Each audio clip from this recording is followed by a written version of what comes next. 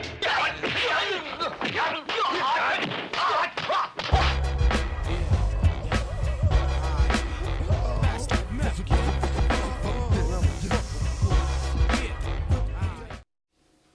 guys, so we just finished training this afternoon at RGA Bucks in Aylesbury.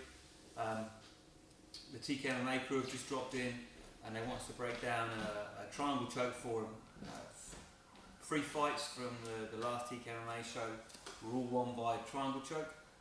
So we're just going to quickly break down what it is and how it works. Because a lot of the people who go to TKMMA, they're there to support their friends and family and might not know exactly what's going on the ground. So we'll break this down for you a little bit. So the triangle choke. It's a choke. I'm trying to cut off the blood to his brain to put him to sleep. It works when someone's got one arm on the inside of your guard and the other arm on the outside. This sometimes happens, particularly if the guy's pulling his hand out back to throw a punch. It's going to allow me, look, to get over. So I've got one arm in, one arm out. From here, I don't want my partner to be able to lift his head up. This is going to make it very difficult for me to finish. I actually want to crunch in the middle here to pull him towards me. Okay. Once I get this, I'm going to make sure this arm's across. Over here isn't that good for me, so I get this arm across. Keep that posture broken. Now I need my foot behind my knee. It's going to be easier to do this if I can make an angle here.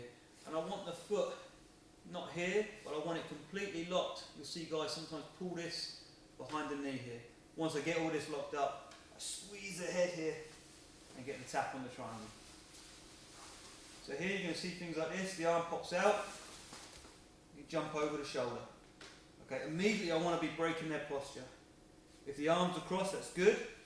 If it's not across, I'm going to lift my hip, pull it across and put them back in here. Now I need to get the foot behind the knee.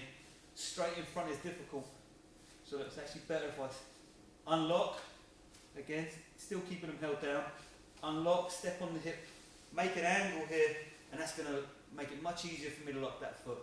Finish the triangle, squeeze the head, and you're going to get the tap, or they're going to go to sleep. So we had 3. We had David Markowitz, pulled off a real nice triangle. The guy was just trying to pass the guard and boom, slipped into the triangle. David had it pretty much nice and straightforward. He had a good angle, locked his foot, just pulled the head and got the tap. Very, very standard, straightforward triangle, very, very nice. Lloyd Anderson, he had the triangle, but the guy was trying to come around, his opponent was trying to come around here and pop the head out. If he had got his head out, he'd have been on Lloyd's side, and he'd have been able to do like a decent amount of damage from there. So when he was coming around, Lloyd was doing something very smart here, moving this leg here and attacking with the arm.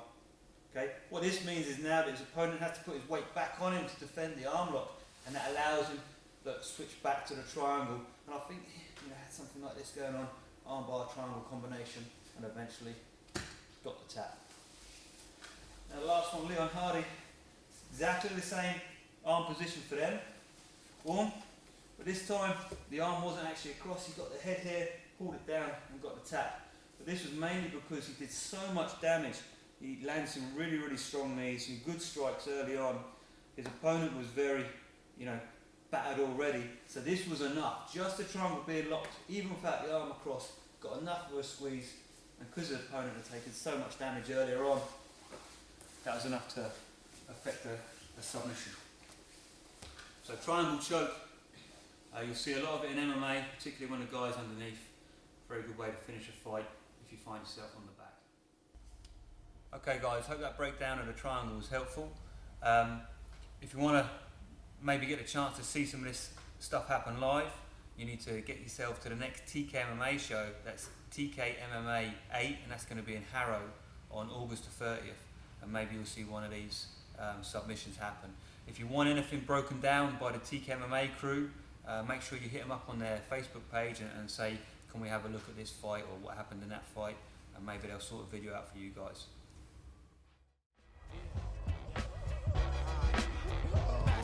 Forget